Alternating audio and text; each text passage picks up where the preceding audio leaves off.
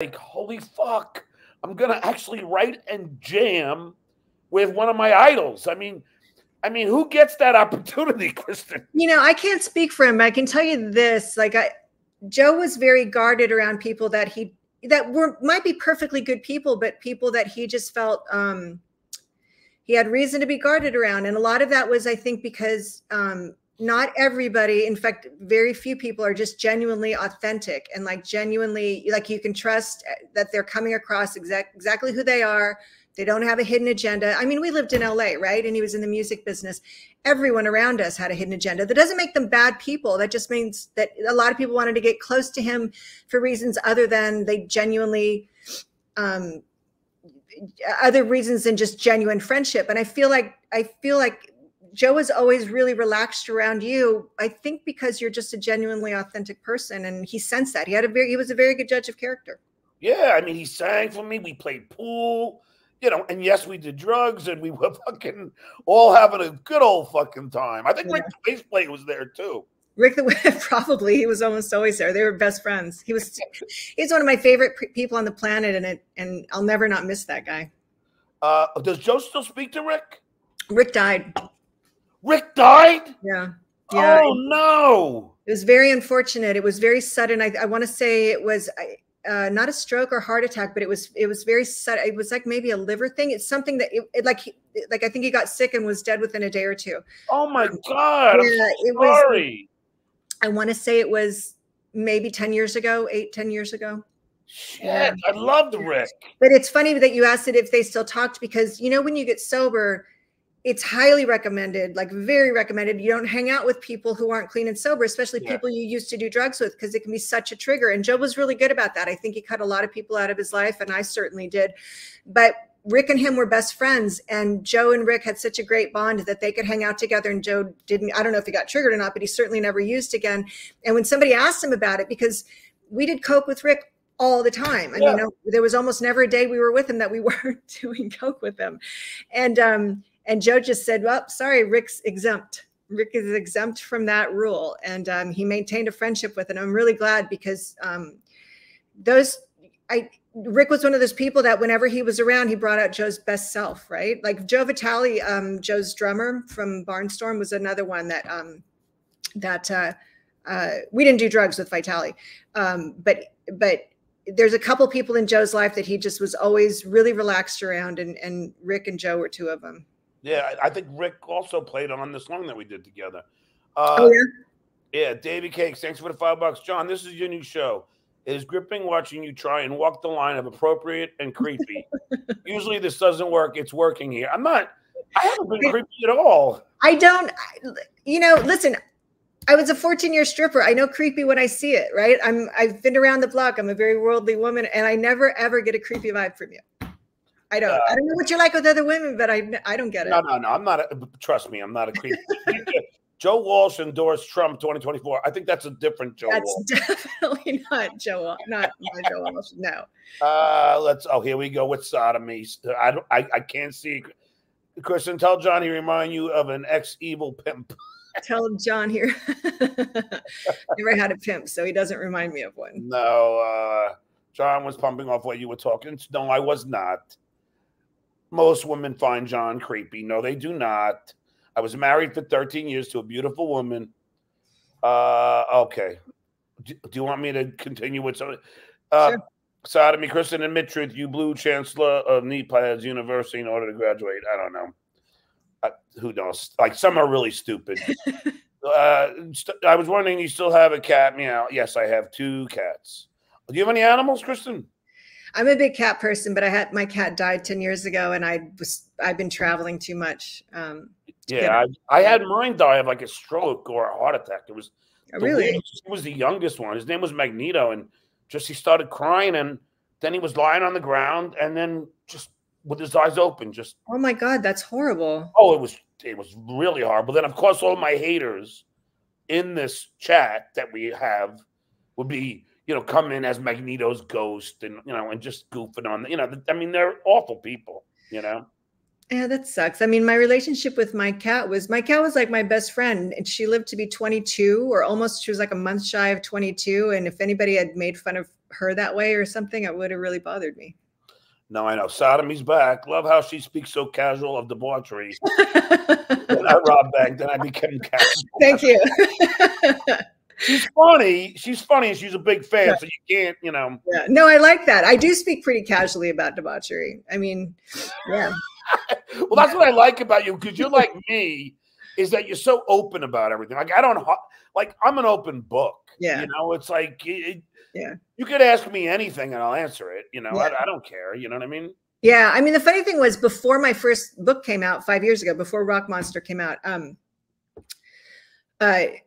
I'd come back to Austin after I got sober. I came back to Austin and I started slowly making a bunch of new friends in sobriety. And I never told any of them about Joe. One of them found out a couple years into me making this new social circle, and there are a bunch of musicians and other creative types here in Austin.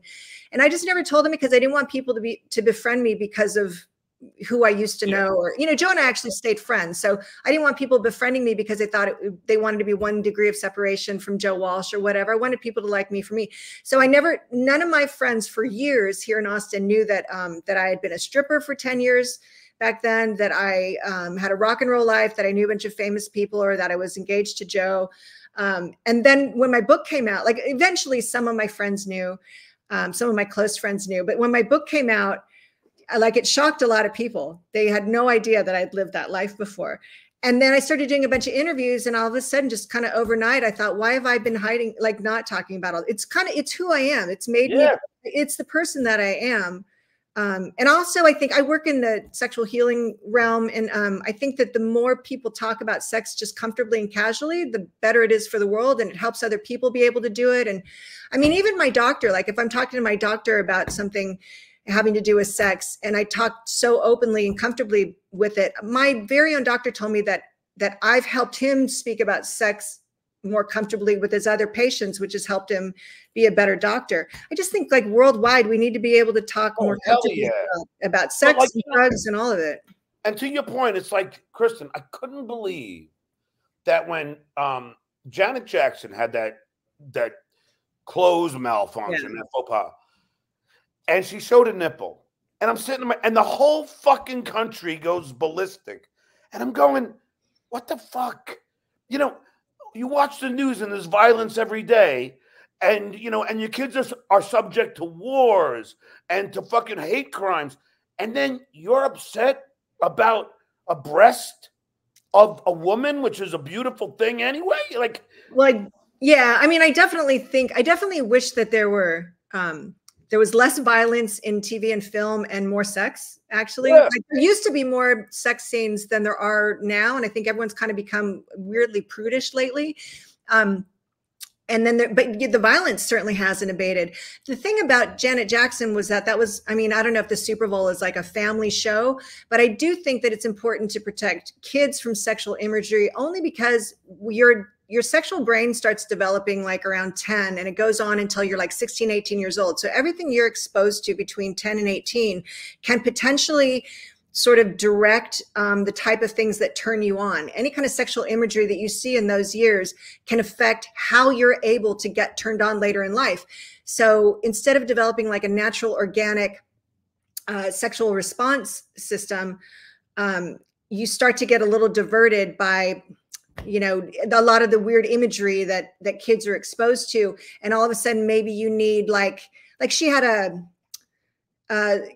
the type of clothes she was wearing. And didn't she have some sort of like not a piercing, but something? Yeah, a nipple ring, like, I think. Right. So what can happen is your brain starts to associate like say you see an image of sexual bondage when you're 15 years old and your sexual brain is developing, it can develop this association in your brain between bondage and arousal, so that you need bondage imagery to get aroused later in life, instead of being, so it actually robs you of your agency a little bit. It can rob you of your natural, organic sexual development. So I think as far as like 18 and under, we do have to watch the sexual imagery. From 18 and over, I mean, I say anybody could look at anything they want to. Well, I'll tell you, Kristin, I had my first crush on my kindergarten teacher, Miss Weiland. I had my first girlfriend, Lisa Hottinger, in first grade. Then, I mean, I was always into women, and it didn't matter what imagery. I mean, I just liked women. Yeah. You know? Every now and then, like in there's like one kid out of every 25, one boy out of every, like, maybe if there's 20 boys in a class, there's always that one that appreciates, that notices women at age like 5 or 6, right? Oh my God. Maybe 2. And the others, they wait till they maybe when they're 8, 10, 12, they start really noticing women. But there's oftentimes. Let me just tell you, Kristin, my first like real girlfriend that we actually tongue kissed, I was 10 years old. I was in 5th grade. Her name was Lynn Seltman. And I had to pretend, we had to pretend, because in those days, to a 10-year-old boy, girls were icky. So I had to like pretend, like I would walk her home and we would walk on other sides of the street so nobody would think that we were going out with each other. And then when we get back to our house, then we would fool around. But we're 10 years old, Kristin. That's hilarious. I was 10 the first time I got turned on. Yeah. And it was because my neighbor, this 12-year-old who was just starting to develop, flashed me. So my first exposure to sexual imagery was actually a 12-year-old girl's breasts. And it's what's funny is, as a straight woman, I still am like a little obsessed with breasts. I think Joe Walsh wrote in one of his songs, "I like big tits." Have you heard that one? I love that song.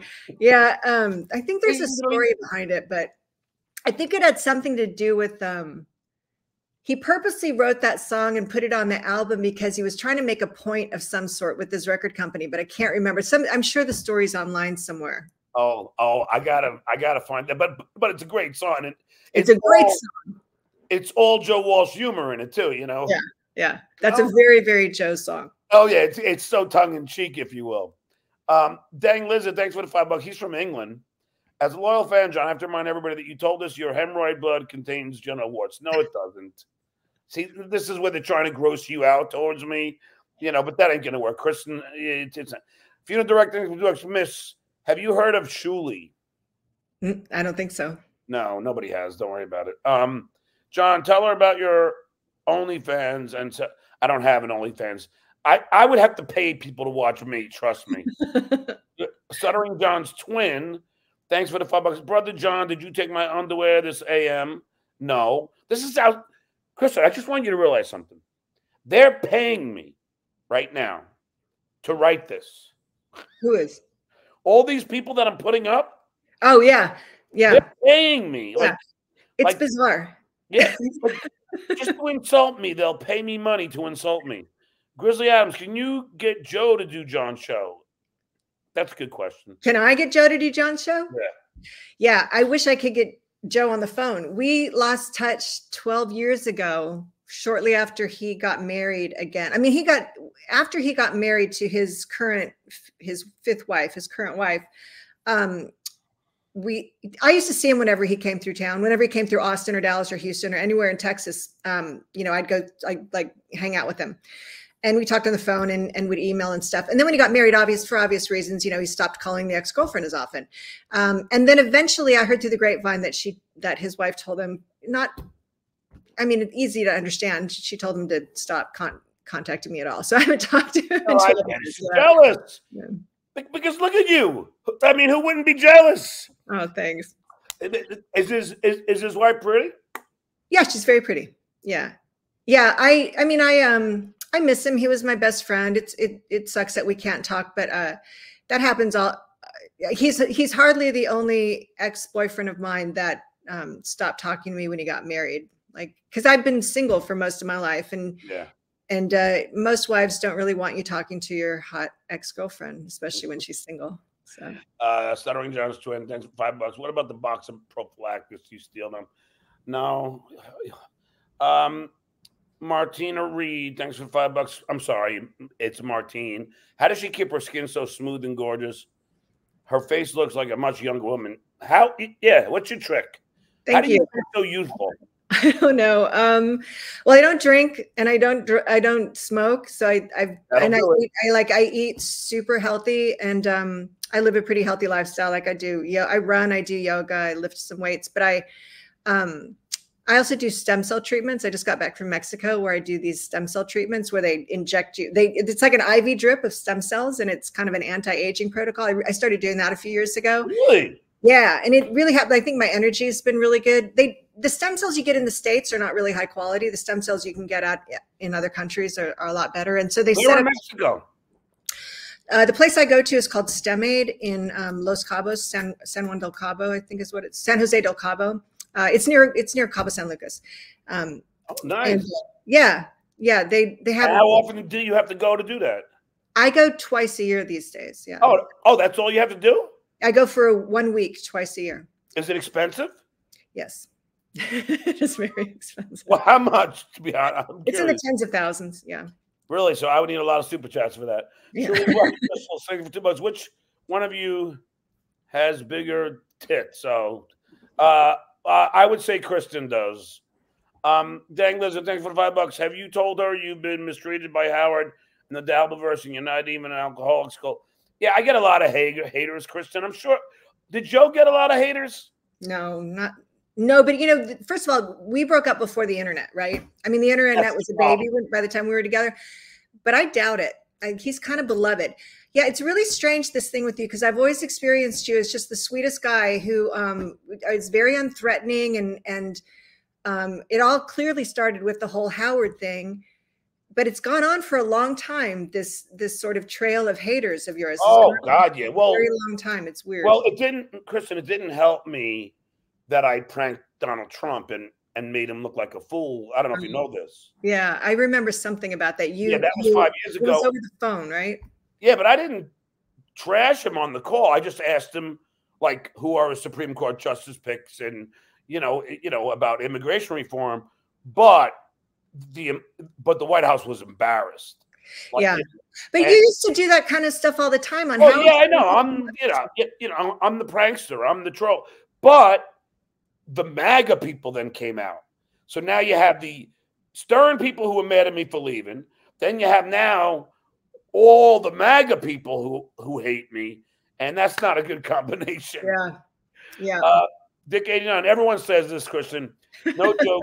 Real sexual chemistry between you two. But she's got a boyfriend. Where'd you meet this guy? Why won't you get rid of him for me? And I got a great guy in my life. It is true. I met him here in Austin, and I was sort of I loved being single. I've been single for most of my life. I mean, I had a 6-year relationship with Joe. I had a couple of 1-year relationships in my past, but for the most part, I've enjoyed just dating casually, and a couple of years ago, I met someone who just swept you up. I don't know. He kind of swept me off my feet, I guess. Yeah. Where'd you meet him? We met online, actually. Which site? Oh, I don't even remember. Oh, because I used was on a couple. Tinder, Hinge, and Bumble, but I used to use Match, so it could have been Match. I was on Match. I was on OkCupid. I like, so it might have been that. And you know what's weird, Kristin? I was thinking about it because I was looking at your picture, and when I was because someone had sent me a picture of you and I on the show, and they were saying that this is your best guest, John. And I'm going, who does she remind me of? And it dawned on me. You look a lot like my ex-girlfriend. Oh, do I really? Only she was brunette, but you're blonde, but you have like a lot of the same facial features. Yeah. Which just makes it she looks like Jessica. Now I get it. She must have been a beautiful woman. Yes, she was. John, will you have a 3-way with Kristin and Benny Loco? No, only Kristin, not with Benny Loco. Who's Benny Loco? Just some girl used to be my moderator. Would you do Benny Loco if it meant you get Kristin? Oh, that's yes. Your boyfriend's very lucky. I told you in email, I said, if you ever leave him, I better be first in line. Yeah, you did. But that's not being creepy, is it? No, I don't think so. No, because creepy is when you can't take no for an answer, or somebody's unavailable and you keep chasing them. That's a little creepy, but you don't do that. So. I once had a girl, Kristin. This is the weirdest thing, right? So I meet a girl on a TV show, and she's a big fan of mine. And she's like, "Oh, here, could you follow me? I'll follow you and give me all this." And then I said, "Hey," I just emailed her. I said, "Hey, do you want to have dinner?" She goes, "Well, I have to do my book tour because she's an author as well, and I'll be back in a month." So then a month goes by, And then I write, I hope the book tour was fun. Would you like to have dinner? She goes, can't you take a hint? She goes, now you're being creepy. And I'm like, what? You told me that you were going away for a month, so now I'm just following up. I go, how about you just say you're not interested? I don't know. Yeah, that's the thing. Like, so I work as an intimacy coach and a dating coach. And one of the things I have to teach men a lot of the time is that women aren't usually very straightforward. They speak in indirect ways, and they expect you to understand, to sort of decode this indirect way of communication that they have. And it's unfortunate. Women are raised to speak indirect, to communicate in indirect ways, to not be candid, to not be straightforward. And it definitely does them a disservice. And I think the older woman gets, usually by her 40s and 50s, a woman will get much more just candid and blunt and straightforward. Yeah, but she's in that area. And she said, I'm going away to do my book tour for a month. Check back with me in a month. Yeah. I checked back and she said, can you get the hint? I'm like, what?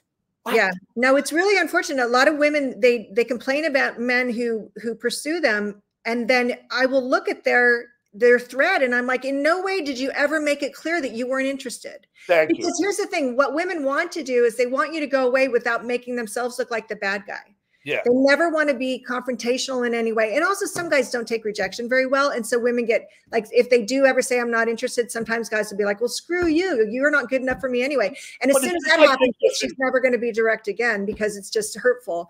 So yeah. I'm sorry for interrupting, but it's just like you. Like when I said, if you're going to be in LA, I'll take you out. Then you said, cool, but but I'm in a relationship. And then I immediately said, oh, great. So all this girl had to do was say, I've been in a relationship, and then it would have been done. You know what I mean? Yeah. I don't think women realize how much easier their lives would be if they would just get used to speaking directly. Because I know that you're really not in a relationship. You're just blowing me up, but I understand it. Shuli's wife's crystals. You two look meant for each other. Kristin, leave your boyfriend and go to Florida with John. Just don't toss a salad. It's a questionable area. You don't want to. Yeah, he's right. Miss, should a guy still wash his hands even if he's Oh, yeah. I don't really have a firm opinion, honestly. If your dick is clean and you're just touching it to pee, I'm not like all that wicked. How about this one, Kristin? And not to be candid, but I will. When I pee, and I know it's weird, but I don't ever touch my penis. I guide it with the elastic on my underwear. Oh, nice. So I never touch it. Yeah. So sometimes I won't wash my hands because I'm not touching any part of my genitals. Yeah, absolutely. I think people get wigged out about that, and it's actually silly. I think it's actually grosser to touch the faucet handle in a public bathroom or even the door handle. Like I won't touch, I'll grab a paper towel and I'll open the door with a paper towel. I won't touch anything in the bathroom. I don't touch the handle on the stall door. But what I think most people also don't realize is like elevator buttons. Those things are like, because people touch them all day long and they never get cleaned. Never touch an elevator button. I use my knuckle to touch elevator buttons. Yep. Doorknobs. The second I get home if I've touched a doorknob anywhere or money is filthy. So like people should be washing their hands the second they get home from anywhere. But if you're peeing and you're just touching, if you've taken a shower that morning and then you go pee and you touch your dick, who cares? No. Listen, people put mouths on other people's dicks, but you can't put your fingers on your dick. Like I put those things in my mouth before, right? I'm not that worried about it. No, I know. It's just, but they try to get me on every little thing, Kristin. Like I'm supposed to be some perfect, it's so ridiculous that they focus on such fucking trivial fucking nonsense, Yeah. But no, I'm totally with you. The escalator handles, they say, are the worst. Yeah. Those are the worst. I won't touch those either. No, I won't touch those either. Shuli's wife's crystal. Thanks for the $2. You two need to recreate my profile picture. Everybody wants us to be together, Kristin. Yeah, I'm gathering. John, would you let her give you a golden shower? I'd let Kristin do anything she wanted to do to me. Are you kidding me? I heard Mexican stem cells were really good. Yeah. I've never heard of that. Yeah. There's a lot of people at that clinic that I go to. I go to get their anti-aging protocol, but there's a lot of people who have MS and Lyme disease that have experienced tremendous help and healing where they can't get any help in the States. MS and Lyme disease and a number of other things. You can look them up. The name of this clinic is the STEM Aid Institute. And I think their website is STEM Aid Institute. So it's like STEM for stem cells, aid like first aid, Institute, STEM Aid Institute. But they're phenomenal. Yeah. And they have different levels of stem cells. Like the ones I get are super expensive. They have, I think it's typically somewhere around 10,000 for a week generally. Wow. I know it's well, it sounds like it's worth it if you could look as good as you. And, but you know, and like you don't drink or smoke. Like I drink, but I drink light beer. It's not like I'm not pounding down the fucking Jack Daniels. What was Joe's? I think, was Joe vodka like cranberry? 100% it was vodka. No, with orange juice, vodka and orange juice. I knew it because I don't remember him being a beer guy. I was the beer guy. We drank a little bit of beer. We kept Heineken around the house and I think I want to say Dos Equis. It was some Mexican beer, and I always liked Coors Light, but I hated it. Was it? But what's that? Was it Pacifico? I thought. No, it wasn't Pacifico. It was in the clear bottle. Oh. Not Corona. No, I hated Corona. No, not Corona. The other one. Oh. And Rolling Rock was another one that we liked. Which one? Rolling Rock, Heineken, and Coors Light. We kept at the house. He would drink Rolling Rock or Heineken. Mostly he would drink Heineken, but mostly he would drink screwdrivers. He's a big screwdriver guy. Yeah, no, I know that I vaguely remember. Sada me, thanks for the dog. Sada, respect Kristin. Ever get trained by Menudo? What is that? I have no idea what she saw. Yeah, I know what she's talking. She was asking if I ever had a gangbang with a young Mexican boy band.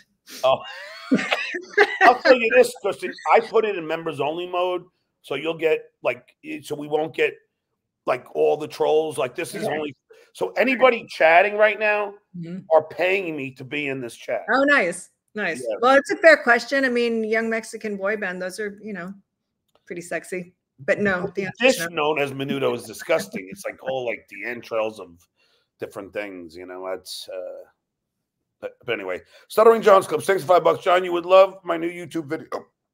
What is a green screen? Okay, I don't get that one. I'm not going to get all of these, Kristin. Wonderful interview, John and Kristin. Way better than John threatening his listeners on podcasts that are way better than him. Skull. I don't threaten anybody. Kristin, see, these are lies. But, yeah. I mean, this is how it goes. I can give you a sperm cell treatment. See, I like you because you can just this is what I mean, Kristin. Like, you're not getting irritated at any of this, are you? No, you just roll with it like I do. I don't. It's people being silly. I don't. Yeah, no, I don't. That's why I like you. You are a girl. You know what? At the very least, we'll always be friends. Yeah, for sure. Kristin, you were in a relationship with Joe Biden. Is that true? Gross. Brian Clowder, thanks for he's usually a good guy. Kristin, it's over between us. Everybody wants me to be with you someday. Beware, Dom DeLuise. He's such a jokester. Did Joe ever like a finger in the pooping cat? I can't get too detailed about just I will say yes. No, I'm not going to answer that. I can't get too detailed about Joe's sex life because it's just too personal. I mean, I do go into, to be honest, in Rock Monster, I talk about it a lot because our sex life was sort of the microcosm of the macrocosm of our bigger relationship issues, which was like, so it's pertinent, and also there was, our sex life was part of me learning to be an empowered person was me learning to stand up and ask for the things that I wanted, which I wasn't doing with Joe. So we were always having sex the way he wanted. And so I kind of described that a lot. Like there was a lot of, we talked about this on your last show, like Joe was really into bondage and discipline and submission back then. So I never got to have a lot of the kind of sex that I wanted, which was more kind of just passionate, lustful, vanilla type of sex. So I like the one that you just said. I'm not into bondage and all that. I mean, trust me, I definitely liked it. I mean, I was always intrigued by it. And then when I met Joe and he immediately started doing that stuff, I loved it. Like for the first in the beginning, I was like, oh, this is really intriguing. And then like, oh, this is a real turn on. And then it was like a really big turn on. But you know, as the years went by, it was the only kind of sex we had. Whereas, you know, I was young and in love and horny as hell. And I just wanted to be able to jump him. I wanted to walk in the room and jump him on the couch and just ride him like a pony. And he didn't, you know, that wasn't, he wanted me tied up and blindfolded and on my knees and meowing like a cat and all that kind of stuff. Not barking like a dog? Meowing no, like no dog barking. No, just. So, Kristin, what about going to Mexico to get some half Puerto Rican, half Dutch stripped in you? They thought about me. It's Danish. It's not.